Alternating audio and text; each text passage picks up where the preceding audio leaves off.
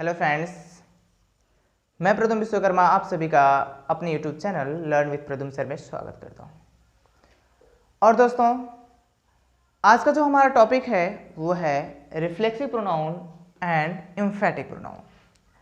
जैसा कि मैंने आपको पिछले वीडियो में रिलेटिव प्रोनाउन और इंट्रोगेटिव प्रोनाउन के बारे में बताया था, और मैं ये आशा करता हूं कि आप लोग को अच्छे से समझ में आया होगा।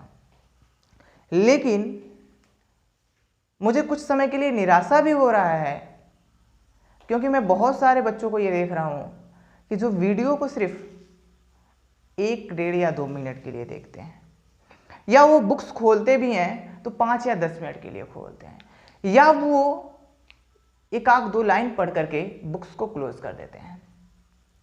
इस प्रकार से पढ़ने वाला विद्यार्थी कभी भी सफल नहीं हो सकता है। सफल होने की तो बात ही छोड़िए, वो कभी अपने एम को बना भी नहीं सकता है। वो कुछ ज्ञान अर्जित नहीं कर सकता है यदि किसी चीज को गहराई से न देखा जाए। जैसे मानिए कि आपको यही वीडियो अगर देखना है, आपने सिर्फ 1-1.5 मिनट के लिए देखा, 2 मिनट के लिए देखा, तो मेरे समझ से ये होगा कि आपने कुछ नहीं देखा। यदि आपको समझना होगा मेरी कमियों को या मेरी अच्छाइयों को या पढ़ाए हुए चीज़ों को, तो आपको ये वीडियो पूरा देखना होगा। ये मेरे ही वीडियो के लिए नहीं, सिर्फ किसी के भी वीडियो यानी किसी के भी पढ़ाए हुए चीज़ को अगर आपको समझना है तो मैं आप लोग से ये गुजारिश करता हूँ कि आप उसे पूरी तरीके से देखिए, या आपको जो चैप्टर पढ़ना है, जितना पढ़ना है उसको पूरा पढ़िए। ये सिर्फ नहीं कि आपने देखा कि रिफ्लेक्सिव प्रोनाउन और एम्फेटिक प्रोनाउन हेडिंग पड़ी हुई है, आपने उसको पढ़ लिया तो पूरा जान गए कि हाँ रिफ्लेक्सिव प्रोनाउन क्या होता है और एम्फेटिक प्रोनाउन क्या होता है। तो इस प्रकार की पढ़ाई नहीं होती है दोस्तों। जैसे कि अगर आप एक हलवा बना हो, हलवा से 1 चम्मच निकाले और मुंह में डाले और पता चल गया कि कितना मीठा है। आपने सब्जी चीखा और थोड़ा सा उसका एक कुछ लेकर के मुंह में डाले और आपको पता चल गया कि उसमें नमक कितना है। या चावल बनता है तो उसके एक दाने से पूरे चावल का पता चल जाता है कि वो कितना पका है। उस प्रकार का ज्ञान यानी बुक्स या कोई भी स्टडी मटेरियल ये काम नहीं करता है। आपको उसके लिए पूरा देखना होगा या पूरा पढ़ना होगा। ये कोई जैसे कहते हैं ना कि पढ़ाई जो होती है, जो स्टडी मटेरियल होता है, वो कोई खाने का चीज़ नहीं होता है, खा लिए पेट भर गया और सो गए चाप के। नहीं दोस्तों, पढ़ाई करने के लिए आपको अपना समय देना होता है, वो भी अच्छे से। कहने का मतलब कि जो चीज़ देखिए तो अच्छे से, सिर्फ उसको देख करके हेडिंग को आपको उसका पूरा ज्ञान नहीं हो सकता है। तो दोस्तों, आप लोग से मैं गुजारिश करता हूँ कि आप लोग वीडियो को पूरा देखा करें। चलिए दोस्तों, आज हम जो टॉपिक है वो टॉपिक क्या है, रिफ्लेक्सिव एंड एम्फेटिक प्रोनाउन। जैसा कि मैं आप लोग को बताया हूं, अब हम सीखते हैं रिफ्लेक्सिव प्रोनाउन होता क्या है। तो देखिए, रिफ्लेक्सिव प्रोनाउन जो होता है वो अपने कार्य का प्रभाव सब्जेक्ट पर ही थोपता है। जैसे चोर चोरी करता है और किसी और पे लगा देता है, यानी किया तो वो लेकिन अपना गुनाह किसी और पे लगा दिया। इस प्रकार से रिफ्लेक्सिव प्रोनाउन जो होता है आता है, लेकिन वो अपने कार्य का प्रभाव सब्जेक्ट पर डालता है। हाँ दोस्तों, आपने सही सुना, किस पर डालता है, सब्जेक्ट पर। यानी रिफ्लेक्सिव प्रोनाउन अपने कार्य का पूरा जो इल्तजाम होता है या इल्जाम जो होता है वो किस पर डालता है, सब्जेक्ट पर। जैसे मैंने बोला, मैंने खुद उसे मारा, मैंने खुद उसे मारा, I killed him my self. किसी और ने नहीं मारा, आई किल्ड माई सेल्फ, मैंने खुद को मारा एकदम, यानी मैंने खुद को मार दिया। उसने उसे मारा, यानी इसमें जो हुआ किसी का, यानी जो कार्य का प्रभाव है वो एक किसी ने किया और किसी पर हुआ। लेकिन मैंने कहा वह या उन्होंने खुद को मारा, तो ही किल्ड हिमसेल्फ, उन्होंने खुद को मारा, यानी जो करता था वह खुद को यानी अपने आप पर किया। तो दोस्तों रिफ्लेक्सिव प्रोनाउन जो होता है वो अपने कार्य का प्रभाव किस पर डालता है? सब्जेक्ट पर। यानी जो वर्ब होता है, क्रिया होता है, वो सपोर्ट करता है रिफ्लेक्सिव प्रोनाउन का वर्ब के कार्य पर प्रभाव डालने के लिए। तो दोस्तों हमने ये सीखा कि रिफ्लेक्सिव प्रोनाउन कार्य कैसे करता है। अब हम ये सीखते हैं रिफ्लेक्सिव प्रोनाउन बनता कैसे है। तो दोस्तों रिफ्लेक्सिव प्रोनाउन जो बनता है वो दो वर्डों के जोड़ने से बनता है। अब वो दो वर्ड जोड़ने वाले कौन है? पहला तो है सेल्फ, SELF, और दूसरा जो वर्ड है SELVES, सेल्फ। अब बात आती है कि सेल्फ कहाँ जोड़ेंगे और सेल्फ्स कहाँ जोड़ेंगे। तो दोस्तों आप लोगों को मैंने पर्सनल प्रोनाउन पढ़ाया था और पर्सनल प्रोनाउन में 3 प्रकार का पर्सन पढ़ाया था। एक फर्स्ट पर्सन, दूसरा सेकंड पर्सन और तीसरा थर्ड पर्सन, और इनके केस को भी समझाया था। यदि आपको ये न समझ में आया कि मैं ये पर्सनल प्रोनाउन क्या बोल रहा हूँ, केस क्या बोल रहा हूँ, तो आप लोग हमारे प्रोनाउन के पहले वीडियो पर्सनल प्रोनाउन को देख लीजिएगा, क्लियर हो जाएगा। चलिए हम बात करते हैं फर्स्ट पर्सन की। सेकेंड पर्सन की और दोस्तों थर्ड पर्सन की। ये क्या होते हैं, ये कैसे कार्य करते हैं, इन सब की बात नहीं हम करते हैं। हम सिर्फ बात करते हैं अपने रिफ्लेक्सिव प्रोनाउन के लेकर के। तो देखिए फर्स्ट पर्सन जो होता है वो आई होता है और क्या होता है दोस्तों? वी होता है। जो सेकेंड पर्सन होता है वो इकलौता होता है, यू होता है। जो थर्ड पर्सन होता है वो ही होता है, सी होता है, इट होता है और दे होता है।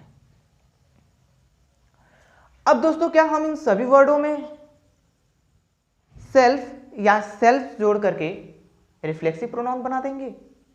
तो ऐसा नहीं है दोस्तों। अब हम ये आपको बताने जा रहे हैं कि इनके किन वर्ड्स में जोड़ सकते हैं और किन वर्ड्स में नहीं जोड़ सकते हैं। तो देखिए आई का जो पॉजिटिव केस होता है वो क्या होता है? माई होता है। और वी का जो पॉजिटिव केस होता है वो दोस्तों क्या होता है? अवर होता है। यानी फर्स्ट पर्सन में आप, आई जो होता है वो सिंगुलर होता है और वी जो होता है वो प्लूरल होता है। तो जैसे हमने आपको बताया था कि अगर सिंगुलर से प्लूरल बनाने के नियम में कि अगर किसी भी वर्ड के अंत में एफ या एफ ई आए तो उसका प्लूरल बनाते समय एफ या एफ ई को हटा करके, इट मीन्स भगा करके, जैसे एक कुत्ता आपके घर आता है तो कहते हो चल हट निकल, भगा देते हो ना, वैसे एफ या एफ ई को हटा करके भगा करके आप भी ई एस जोड़ देते हैं। उसी प्रकार से जो सेल्फ है वो सिंगुलर वर्ड है रिफ्लेक्सिव प्रोनाउन का, और SELVES सेल्फ जो है दोस्तों वो प्लूरल है। किसका? सेल्फ का। तो जो अवर्स है ये प्लूरल होता है और आई जो होता है वो सिंगुलर होता है। तो आई का जो पॉजिटिव प्रोनाउन होता है वो माई होता है और वी का जो पॉजिटिव प्रोनाउन होता है वो अवर होता है। तो इसमें हम सेल्फ जोड़ते हैं और इसमें सेल्फ जोड़ करके हम रिफ्लेक्सिव प्रोनाउन बना देते हैं। अब आती है बात यू की। तो सेकेंड पर्सन में योर या योर्स, ये दो पॉजिटिव प्रोनाउन होते हैं। योर सिंगुलर होता है और योर्स प्लूरल होता है। तो जब यदि योर की बात आएगी दोस्तों, यानी सिंगुलर की बात आएगी, तो सेल्फ जोड़ करके हम प्लूरल बनाएंगे, यानी सॉरी रिफ्लेक्सिव प्रोनाउन। और जब प्लूरल की बात आएगी तो योर में सेल्फ जोड़ करके प्लूरल बना करके, यानी इसको हम प्लूरल रिफ्लेक्सिव प्रोनाउन के कैटेगरी में डाल देंगे। यानी दोस्तों अगर यू सिंगुलर का भी रोल प्ले करता है और प्लूरल का, अगर ये सिंगुलर का रोल प्ले किया और उस कंडीशन में हमें इसका रिफ्लेक्सिव प्रोनाउन बनाना हुआ तो हम क्या जोड़ेंगे? सेल्फ जोड़ेंगे। और यदि हमें प्लूरल बनाना हुआ तो क्या जोड़ेंगे? सेल्फ्स। समझ में आ रहा है आप लोगों को समझ में आ रहा होगा, मैं ये आशा करता हूँ, आई होप। चलिए ही, सी, इट, दे। अब ही के साथ कैसे होता है? तो इसका ही का जो ऑब्जेक्टिव केस होता है हिम, सी का जो ऑब्जेक्टिव केस होता है हर, इट का जो ऑब्जेक्टिव केस होता है वो इटी होता है, और दे का जो होता है वो देम होता है। तो क्या हम सबके साथ सेल्फ जोड़ दें ताकि रिफ्लेक्सिव प्रोनाउन बन जाए? क्या हम सबके साथ सेल्फ जोड़ दें ताकि रिफ्लेक्सिव प्रोनाउन बन जाए? तो नहीं दोस्तों, इनमें सभी का अलग अलग प्रकार से रिफ्लेक्सिव प्रोनाउन के लिए यूज होता है। तो हम हिम के साथ और इट के, हिम हर इट, यानी हिम जो होता है मैस्कुलिन जेंडर के लिए, हर जो होता है फेमिनिन जेंडर के लिए, इट जो होता है वो न्यूट्रल जेंडर के लिए, यानी इन सब के साथ अगर हम सेल्फ जोड़ दिए दोस्तों तब इनका रिफ्लेक्सिव प्रोनाउन बन जाएगा, और जो देम है इसके साथ सेल्फ जोड़ देंगे तो इनका रिफ्लेक्सिव प्रोनाउन बन जाएगा। यानी ही, हिम, हर, इट ये सिंगुलर होते हैं, इसलिए हम इनके साथ सेल्फ जोड़ें, और जो दे होता है, दे का ऑब्जेक्टिव केस देम होता है, और इसके साथ हम सेल्फ जोड़ करके प्लूरल बनाते हैं, क्योंकि ये क्या होता है प्लूरल होता है, तो इनके साथ सेल्फ जोड़ करके हम रिफ्लेक्सिव प्रोनाउन बनाते हैं। एक बात और दूसरी बात हम आपको बहुत शॉर्ट में अगर बताएं तो देखिए, जो फर्स्ट पर्सन होता है और जो सेकेंड पर्सन होता है, इनके पॉजेसिव केस में सेल्फ या सेल्फ जोड़ करके रिफ्लेक्सिव प्रोनाउन बनाते हैं, और जो थर्ड पर्सन होता है उसके ऑब्जेक्टिव केस में सेल्फ या सेल्फ जोड़ करके रिफ्लेक्सिव प्रोनाउन बनाया जाता है। हाँ दोस्तों, फिर से मैं बताता हूं, क्या मैंने बोला कि जो फर्स्ट और जो सेकेंड पर्सन होता है, अगर इनका रिफ्लेक्सिव प्रोनाउन बनाना हुआ तो क्या हम सब्जेक्टिव केस में जोड़ के बनाएंगे, क्या हम ऑब्जेक्टिव केस में बनाएंगे, क्या हम पॉजेसिव केस के साथ बनाएंगे? तो दोस्तों मैं फिर से बताता हूं आपको कि जो फर्स्ट पर्सन और जो सेकेंड पर्सन होता है उनके पॉजेसिव केस में सेल्फ या सेल्फ जोड़ करके प्लूरल बनाते हैं, और जो थर्ड पर्सन होता है उसके ऑब्जेक्टिव केस में सेल्फ या सेल्फ जोड़ करके प्लूरल बनाते हैं। और कैसे, मैंने आपको ये बताया। अब बात आती है दोस्तों, क्या हम इनको कहीं भी यूज कर सकते हैं? जैसे मैं बोलूं I do myself this work, या मैं बोलूं I myself do this work, या मैं बोलूं myself do this work. तो दोस्तों सभी वर्ड यानी 3 सेंटेंस हमने बोला, और तीनों सेंटेंस में रिफ्लेक्सिव प्रोनाउन का मैंने स्थान अलग अलग आपको बतलाया। तो आज हम आप लोग को बताते हैं कि जो रिफ्लेक्सिव प्रोनाउन का प्रयोग होता है वह हमेशा वर्ब के पश्चात होता है, यानी जो रिफ्लेक्सिव प्रोनाउन होता है वो ऑब्जेक्ट के स्थान पर प्रयुक्त होता है। क्या सुना आपने दोस्तों? हाँ, तो आपने सही सुना कि जो रिफ्लेक्सिव प्रोनाउन का प्रयोग होता है वह वर्ब के पश्चात होता है। जैसे मैं एक सेंटेंस लिखूंगा और अच्छे से आपको इसको क्लियर कर लीजिएगा दिमाग में और समझ भी लीजिएगा अच्छे से। जैसे मैं लिखूं आई हर्ट माई सेल्फ, मैंने खुद को तड़पाया, तकलीफ दिया, किसको दिया? खुद को दिया, ना कि अपने पड़ोसी को। तो दोस्तों यहां पे जो हर्ट है ये वर्ब है, और वर्ब के बाद क्या आया? Reflexive pronoun. क्योंकि ये रिफ्लेक्सिव प्रोनाउन अपना जो प्रभाव डाल रहा है वो किस पे डाल रहा है? सब्जेक्ट पे, यानी वो किसी और को नहीं कह रहा है, खुद को कह रहा है। तो यानी जो रिफ्लेक्सिव प्रोनाउन है किस पे प्रभाव अपना लेके गया? सब्जेक्ट पे, यानी रिफ्लेक्सिव प्रोनाउन का रिफ्लेक्शन किससे हुआ? सब्जेक्ट से हुआ। आई गेस आप लोग को अच्छे से समझ में आ रहा होगा। अब बात आती है दोस्तों कि रिफ्लेक्सिव जो प्रोनाउन होता है क्या वह सभी वर्ब के साथ प्रयोग हो सकता है? तो मैं बता दूं दोस्तों, जो वर्ब होता है फंक्शन के आधार पे 2 प्रकार का होता है। एक तो होता है दोस्तों ट्रांजिटिव वर्ब, और दूसरा जो होता है वो होता है इंट्रांजिटिव वर्ब। मैं अपने वर्ब के लेक्चर में आपको ट्रांजिटिव इंट्रांजिटिव के बारे में बहुत विस्तृत से बताऊंगा, लेकिन यहां पर आपको समझाने के लिए मैं कुछ ट्रांजिटिव और इंट्रांजिटिव के बारे में बतलाता हूं। तो जो ट्रांजिटिव वर्ब होता है दोस्तों वह ऐसा वर्ब होता है, यानी इसका जो हिंदी होता है वो सकर्मक क्रिया होता है। यह ट्रांजिटिव वर्ब ऐसा वर्ब होता है जो अपने अंदर कंप्लीट सेंस या कंप्लीट मीनिंग नहीं रखता है। इट्स गॉन ऑन अदर्स, ये किसी और पर जाकर के निर्भर होता है। इट्स डिपेंड ऑन अदर्स, ये किसी और पर निर्भर करता है। यानी वो है कौन? तो वो होता है ऑब्जेक्ट। यानी दोस्तों वर्ब के बाद क्या आता है? ऑब्जेक्ट आता है। यानी वह वर्ब जिसका कंप्लीट मीनिंग ना निकले और वह अपना अर्थ किसी और पे जाकर के पूरा करे, कंप्लीट करे, उसे हम कहते हैं ट्रांजिटिव वर्ब। और वह वर्ब जिसका अपने आप में ही संपूर्ण अर्थ हो, कंप्लीट मीनिंग हो, and not depends on other, जो किसी और पर निर्भर नहीं होता है, उसे हम कहते हैं इंट्रांजिटिव वर्ब। तो आपने समझा ट्रांजिटिव वर्ब और इंट्रांजिटिव वर्ब। अब बात आती है कि रिफ्लेक्सिव प्रोनाउन का वो प्रयोग क्या मैं दोनों के साथ कर सकता हूं या एक के साथ करूंगा, एक के साथ नहीं करूंगा? तो हाँ दोस्तों, आपको ऐसा ही करना होगा। ट्रांजिटिव वर्ब के साथ करना होगा, इंट्रांजिटिव वर्ब के साथ रिफ्लेक्सिव प्रोनाउन का प्रयोग नहीं करना होगा। जैसे कि अगर मैं एक एग्जाम्पल के थ्रू आपको समझाऊं तो मैं बोलता हूं मैंने उसे मारा,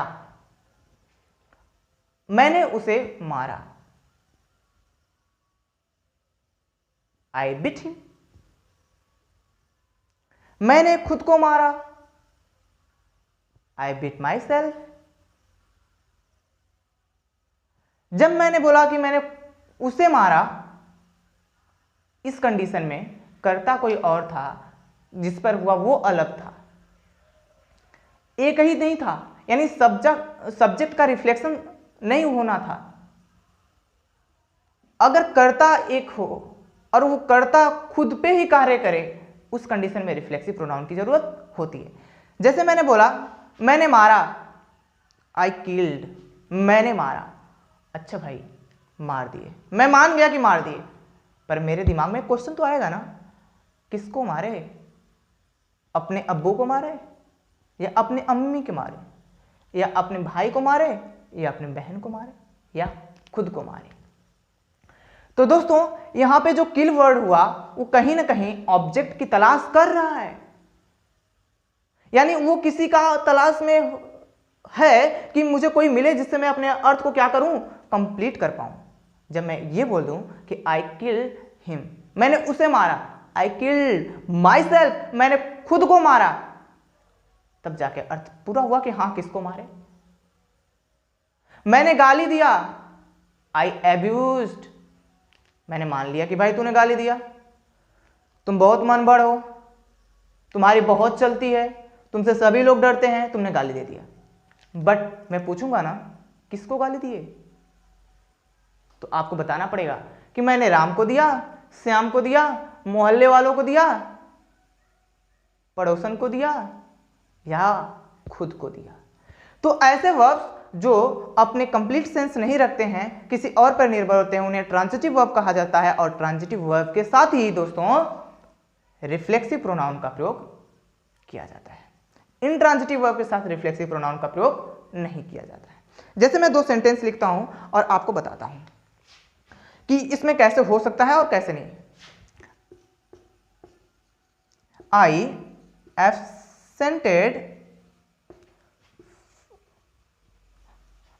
absented me from the office। जो मैं दूसरा वाक्य लिखता हूं अच्छे समझिएगा, he kept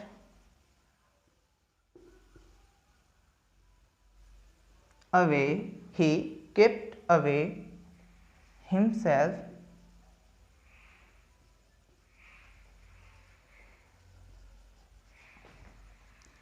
from the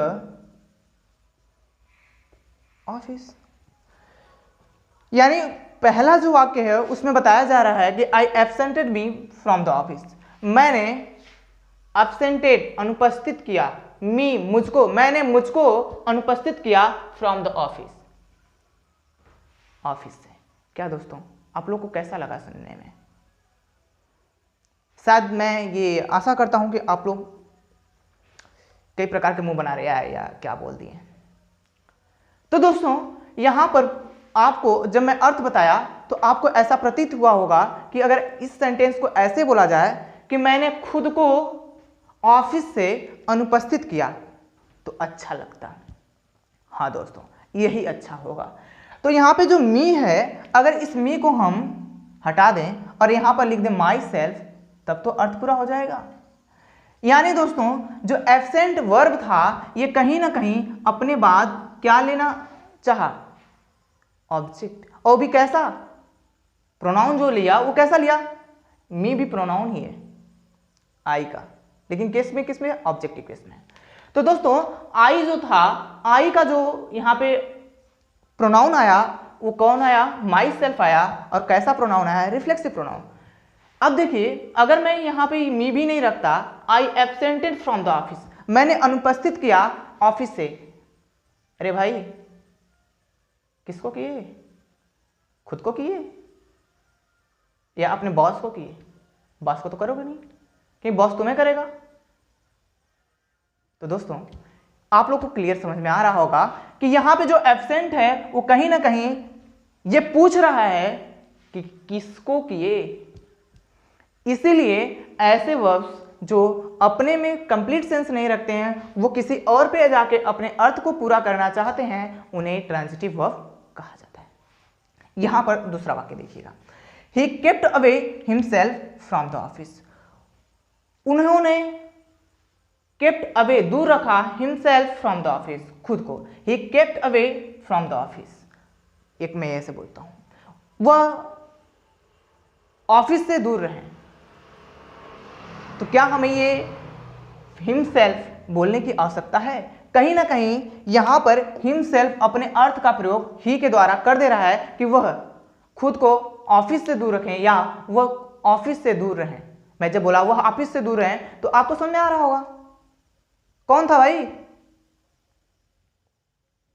Mohan था, श्याम था, अंगद था, अंकित था, मेरा दोस्त था, मेरी बहन की सहेली थी, मैं था, कोई था जिसने अपने आप को ऑफिस से दूर रखा। यानी यहां पर जो वर्ब है केप्ट, ये नेसेसरी नहीं कर रहा है कि हमें कोई प्रोनाउन चाहिए या कोई ऑब्जेक्ट चाहिए ताकि मैं अपने अर्थ को पूरा कर सकूं। इसलिए इसे केप्ट को जो कहेंगे हम, इसे इंट्रांजिटिव वर्ब कहेंगे, यानी ऐसे वर्ब जिनकी जरूरत ऑब्जेक्ट की नहीं होती है। तो दोस्तों ऐसे हम रिफ्लेक्सिव प्रोनाउन का प्रयोग करते हैं। यानी फिर से मैं आप लोग को बता दूं कि रिफ्लेक्सिव प्रोनाउन का जो प्रयोग होता है वो हमेशा वर्ब के बाद होता है, और रिफ्लेक्सिव प्रोनाउन सेल्फ और सेल्फ जोड़ के बनते हैं, और वो फर्स्ट सेकंड थर्ड पर्सन के साथ जुड़ते हैं, और फर्स्ट और सेकंड पर्सन के पॉजिटिव केस के साथ जुड़कर बनते हैं, और जो थर्ड पर्सन होता है उनके ऑब्जेक्टिव के साथ सेल्फ या सेल्फ जोड़कर रिफ्लेक्सिव प्रोनाउन बनते हैं। ये खुद का अर्थ निकालते हैं, यानी जो कर्ता होता है उस पर अपना प्रभाव डालते हैं, यानी कार्य को खुद के द्वारा दिखाते हैं या किसी के द्वारा दिखाते हैं, लेकिन उसका प्रभाव सब्जेक्ट पर होता है। तो दोस्तों ये था रिफ्लेक्सिव प्रोनाउन। अब इसके एक्सेप्शन चीज देख लीजिएगा कि रिफ्लेक्सिव प्रोनाउन का हम हर जगह कैसे प्रयोग कर सकते हैं। तो मैं आपको बता दूं कि रिफ्लेक्सिव प्रोनाउन का कभी भी प्रयोग सब्जेक्ट के स्थान पर नहीं होता है। रिफ्लेक्सिव प्रोनाउन का अगर आप सब्जेक्ट के स्थान पर प्रयोग किए तो वो कहीं ना कहीं बहुत ही खराब माना जाएगा। जैसे मैं बोलूं माई सेल्फ इज राम, मैं खुद को राम हूं, यानी मैं राम की उपाधि अपने आप को दे रहा हूं, यानी राम जैसे थे वैसे मैं हूं, मैं खुद को राम हूं, यानी अपने आप में राम हूं, ये गलत है। बहुत सारे बच्चे ये बोल देते हैं माई सेल्फ इज राम अपना इंट्रोडक्शन देने में। तो दोस्तों आप लोग से मेरी गुजारिश है कि इस प्रकार का प्रयोग न किया करिए। मैं ये पूरा विश्वास करता हूं कि आप लोग को रिफ्लेक्सिव प्रोनाउन समझ में आ गया होगा। अब चलते हैं हम एम्फैटिक प्रोनाउन के ऊपर। तो दोस्तों एम्फैटिक प्रोनाउन को हमें समझाने की बहुत जरूरत नहीं है। जैसे आपने रिफ्लेक्सिव प्रोनाउन पढ़ा, पूरा का पूरा वही एम्फैटिक प्रोनाउन। बस इसमें एक चीज बताने की आवश्यकता है, स्थान। जैसे पीएम और सीएम, अगर सीएम योगी आदित्यनाथ जो सीएम है हमारे राज्य के, अगर वो जाकर के पीएम की कुर्सी बैठ जाए तो वो पीएम कहलाएंगे। सीएम के स्थान पर अगर हमारे पीएम आके बैठ जाएं तो वो सीएम कहलाएंगे। यानी स्थान को हेराफेरी से उनके अस्तित्व का, उनके महत्व का जो है कि तवज्जो बढ़ जाता है। उसी प्रकार से जो आप रिफ्लेक्सिव प्रोनाउन बनाए हैं, अगर वो वर्ब के बाद यूज हो रहा है तो रिफ्लेक्सिव प्रोनाउन का काम कर रहा है, या यदि आप उसको सब्जेक्ट के जस्ट बाद रखते हैं, तुरंत बाद रखते हैं, तो एम्फेटिक प्रोनाउन का काम करता है। एम्फेटिक प्रोनाउन जो होता है वो सब्जेक्ट पर बहुत जोर से हावी होता है, यानी बहुत तेजी से, यानी महत्व को बताता है, यानी दृढ़ता से। जैसे मैंने बोलूं I myself do this work, मैंने खुद ये कार्य किया है। I myself killed him, मैंने खुद उससे मारा है। तो दोस्तों इस प्रकार से आप एम्फेटिक प्रोनाउन का प्रयोग कर सकते हैं। Thanks all of you to watching my video, and I shall meet you in next video. Thanks.